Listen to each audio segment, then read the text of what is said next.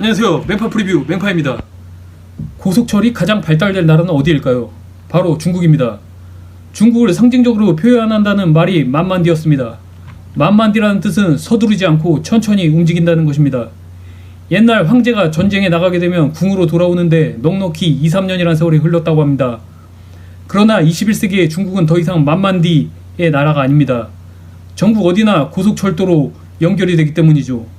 중국에는 2019년 말 현재 이미 35,000km의 고속철이 깔려 있습니다. 세계에서 가장 긴 고속철로죠. 다른 나라와는 비교가 되지 않습니다. 전 세계에 건설된 고속철의 3분의 2가 중국에 있는 셈입니다.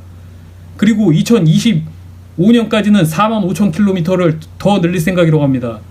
과연 고속철의 나라라고 할 수 있죠. 전에 상해에서 쿤민까지 44시간이 걸린다면 이틀이 꼬박 걸리는 여정이었는데 이제 고속철을 타면 11시간 만에 갈 수 있죠. 중국이 경제 강대국으로 성장했다는 것을 보여주는 여러가지 자료들이 있지만 그중 하나가 고속철입니다.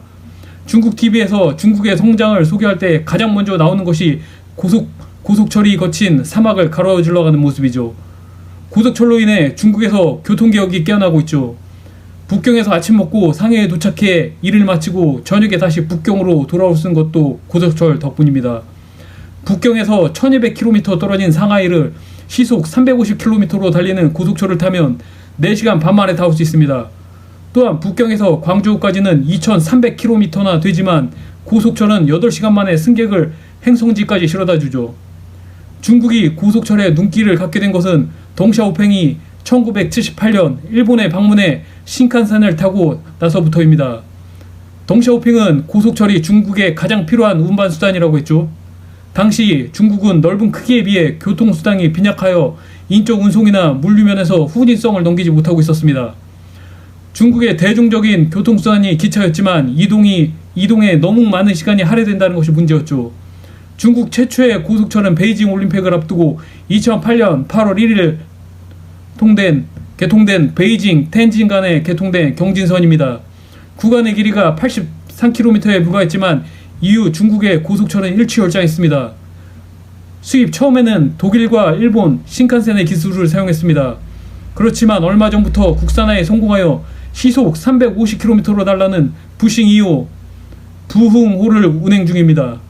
중국 고속철은 중국인들의 개념을 변화시키는 기회를 마련하였죠. 그동안 타던 기차와 달리 깨끗하다는 것이며 또 정시 출발, 정시 도착이라는 새로운 기준이 있습니다. 중국의 고속철 운영과 관리 시스템은 세계 최고 수준입니다. 이제 그 기술로 미국과 브라질 등 여러 나라의 고속철을 건설하려고 하고 있습니다.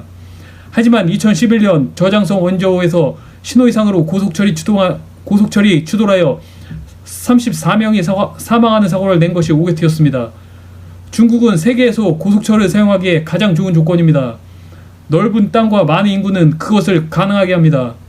러시아야 미국, 호주도 넓은 땅이지만 도시와 도시의 거리 간격이 멀고 역 주변에 인구가 많지 않으면 경제성이 떨어지죠.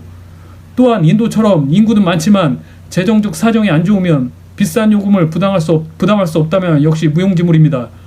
중국은 어느 지역이나 인구 100만 명이 넘는 도시가 널려 있고 지갑 사정도 여유가 있어 고속철을 이용하는 데 어떤 문제가 없습니다. 세계에서 유일하게 고속철이 성장할 수밖에 없는 가장 알맞은 조건을 중국이 가지고 있죠. 한반도에서 통일을 이루면 부선에서 고속철을 타고 중국 신장까지 갈 수 있는 날이 올지 모르겠습니다. 그래서 오늘의 한 줄평, 중국 가면 고속철 한번 타보자. 지금까지 맹파 프리뷰였습니다.